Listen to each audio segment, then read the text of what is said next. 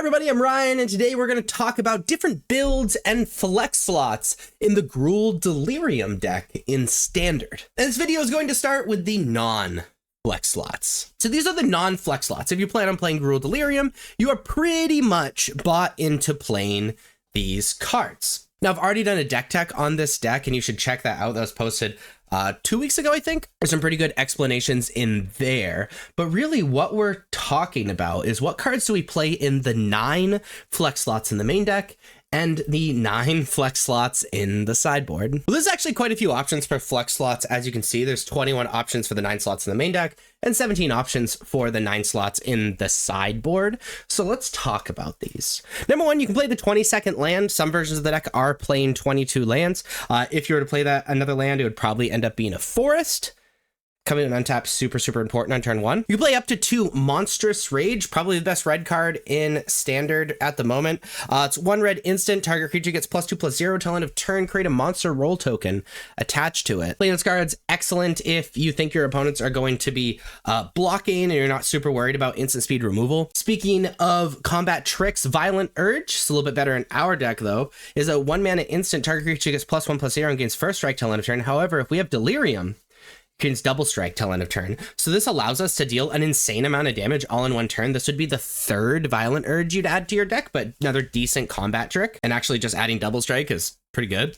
We can play the 2nd Pawpatch Recruit. Pawpatch Recruit is a 1 mana 2/1 with Offspring 2, creating a 1/1 copy of it with Trample. Whenever a creature you control becomes a target of spell or ability an opponent controls, put a +1/+1 counter on target creature you control other than that creature. So this card is awesome against other removal rather than being bad against other removal because it allows us to pump up our creatures, especially creatures that aren't necessarily being removed. Play a single Bitter Reunion. Bitter Reunion enters, you discard a card. If you do, draw 2 cards. This allows us to fill up our graveyard and fill up our hand at the same time, and we can sacrifice Bitter Reunion to have creatures you control gain haste until end of turn, which puts an enchantment in the graveyard, which is excellent and also can surprise your opponent with a ton of extra damage. I'm gonna skip over Dragonautics Engineer to talk about Inti because Afterburner Expert and Dragonautics Engineer I think kind of go together. Inti is a 2 mana 2/2. Whenever you attack, you may discard a card. When you do, put a +1/+1 counter on target attacking creature. It gains Trample until end of turn. And whenever you discard 1 or more cards, exile the top card of your library. You may play that card until the end of the next end step. So we discarded cards a lot with like Fear of Missing Out, or if you happen to play Bitter Reunion or whatever, because we want to be creating that Delirium. It allows us to get Trample so we can push through a little extra damage and allows us to get some extra cards. So that Inti can be pretty powerful. The issue is it's kind of not an enabler or a payoff in and of itself, and it's legendary. So we want to be down on those numbers. Talk about this combo between Dragonautics Engineer and Afterburner Expert. I'll talk about Afterburner Expert first. It's a 3 mana 4/2. Whenever you activate an exhaust ability, return this card from the graveyard to the battlefield. So it's fine for it to be in the graveyard because we can return it to the battlefield for essentially free, and it has exhaust, so you can put 2 +1/+1 counters on this creature so it can trigger itself. But if we're playing for Afterburner Expert and we're trying to put Afterburner Expert in our graveyard in addition to all of this cool Delirium stuff, we also want to be playing Dragonautics Engineer, which is a 2 mana 2/2 with exhaust 1. Other creatures you control gain haste until end of turn, put a +1/+1 counter on this creature, and exhaust 4, create a 4/4 red dinosaur dragon creature token with flying. The cool part about this is it has 2 exhaust abilities, 1 for extremely cheap, so it becomes very, very easy to bring back Afterburner Expert, and frankly, both of these exhaust abilities are pretty solid. So if we're playing these cards, you're probably playing a playset of both to make both of them better. You can play up to 2 Omnivorous Flytrap. It's a 3 mana 2/4 with Delirium. Whenever it enters or attacked, if you have Delirium, distribute 2 +1/+1 counters among 1 or 2 target creatures. Then if there are 6 or more card types among cards in your graveyard, double the number of +1/+1 counters on those creatures. This is an amazing way to just like make your creatures insanely tall and call for specifically a black or white removal spell or the game's just over. You could be playing Thunderous Philosophy. It is a 3 mana 5/5 with Crew 3, which is pretty easy for you to do and Trample. And it's a vehicle. Each other vehicle and creature you control enters with an additional +1/+1 counter on it if its mana value is 4 or less. Otherwise, it enters with additional 3 +1/+1 counters on it. Just an excellent way to have our creatures be huge, frankly. And we can play Wrenn and Realmbreaker number 3 and 4. It's a 3 mana planeswalker with starting loyalty 4. Lands you control become rainbow lands, which don't really matter in this deck. However, +1 is target land you control becomes a 3/3 elemental creature with vigilance, hexproof, and haste until your next turn. It's still a land, so it can attack and block. It's really good against these decks that are looking to board wipe. It allows us to kind of survive that. Its -2 is mill 3 cards, then put a permanent card from among the milled cards into your hand. Most of our deck is permanent, so really it's like we get a card out of the top 3, and then also we're able to fill our graveyard to get Delirium even faster. And this -7 is you get an emblem with you may play lands and cast permanent spells from your graveyard, which essentially says you win the game in this deck because our deck is nearly all permanents. So you're going to select 9 of these 21 cards to add to your main deck. And then let's look over at the sideboard. We're going to be selecting 9 of these 17 cards. We could be playing 2 Lithomanic Barrage. Very good. It's 1 mana sorcery, can't be countered, deals 1 damage to target creature, planeswalker, deals 5 instead of white or blue. Really good against the white or blue decks, Azorius Tempo, the Esper and Dimir, Self-Bound, stuff like that. Torch the Tower is 1 mana instant with Bargain. Torch Tower deals 2 damage to target creature or planeswalker if the spell is bargained. Instead, it deals 3 damage to that permanent, and you scry 1, and you exiled if something dealt damage by it dies. This is just simply excellent against Heartfire Hero because damage isn't dealt to you because it gets exiled when it dies. Really good against the Enduring cards, stuff like that. We could play a Braid. It's a 2 mana instant. Choose 1, it deals 3 damage to target creature or destroy target artifact.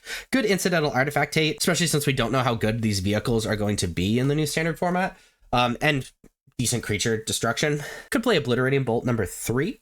It's a 2 mana sorcery. Obliterating Bolt deals 4 damage to target creature or planeswalker. If that creature or planeswalker would die this turn, exile it instead. Great to get stuff out of the way so that we can continue attacking. Also perfectly sized for a lot of the scary black cards our opponent would be playing. We can play Pyroclasm number 3. It's a 2 mana sorcery. It deals 2 damage to each creature. Very good against the aggressive decks, obviously, especially like Convoke. Could play 2 Screaming Nemesis. Screaming Nemesis, a 3/3 for 3 with haste. Whenever Screaming Nemesis is dealt damage, it deals that much damage to any other target. If a player is dealt damage this way, they can't gain life for the rest of the game. It's excellent if your opponent's looking to block or is using red base removal. Chandra Spark Hunter is a 4 mana planeswalker. Starts at 4 loyalty. At the beginning of combat in your turn, choose up to 1 target vehicle you control until end of turn becomes an artifact creature and gains haste. It's not super relevant except to its own abilities, except for if we're playing Thunderous Vorpede, or Velocipede, excuse me. But it's +2. You may sacrifice an artifact or discard a card. If you do draw a card, that's great. We want to discard cards. We want to fill up our graveyard for that Delirium. Its 0 is create a 3/2 colorless vehicle artifact token with crew 1. Very good to survive these board wipes and stuff that are excellent against our deck. And its -7 is you get an emblem with whenever an artifact you control enters, this emblem deals 3 damage to any target. That's a little less relevant. Mostly we'd be playing Chandra to possibly make this Thunderous Velocipede in the main deck even better, or just survive these insane board wipes. If you're playing up to 2 Witchstalker Frenzy, it's a 4 mana instant that costs 1 less for each creature that attack this turn and deals 5 damage to our creature, just gets blockers out of the way, especially big-butted blockers. We can play in 2 Paw Patch Formation, just a 2 mana instant. Choose 1. Destroy target creature with flying, or destroy target enchantment, or draw a card, create a food token. So it's something we can cash in, which is really nice. It deals with scary flyers, and more importantly, deals with enchantments like the Leyline Bindings or Temp Lockdowns and things like that. We could be playing a Tranquil Frillback as 3 mana 3/3. When it enters, you can pay green up to 3 times and choose that many things. We can destroy target artifact or enchantment, exile target player's graveyard, or gain 4 life. This is one of those like Jack of all trades, Master of none sideboard cards where it's a decent graveyard hate. It's decent against aggro, so you can gain life and then block. It's good artifact or enchantment hate, but it's kind of expensive. This is one of those cards that covers a lot of bases. And then we could play a single Sword of Once and Future. It's a 3 mana sword. Equipment. You can equip 2. Equipped creature gets +2/+2, has protection from blue and from black. And whenever equipped creature deals combat damage to a player, surveil 2. Then you may cast an instant sorcery spell with mana value 2 or less from your graveyard without paying its mana cost. If that spell be put into your graveyard, exile it instead. Allows us to fill up our graveyard. Really good against blue and black, which, you know, some of the best decks are blue and black at the moment. And if we're playing something like Violent Urge or Monstrous Rage, it can just be the end of the game by pumping our creatures up. So we're going to be selecting 9 of these 17 cards to add to our sideboard and 9 of these 21 cards to add to our main deck to create our very own yet stock version of Gruul Delirium. So if you like this video, please be sure to like and subscribe. Check me out on social medias. Links are above me and in the description. Thank you so much for watching. I'll see you next time. Bye-bye.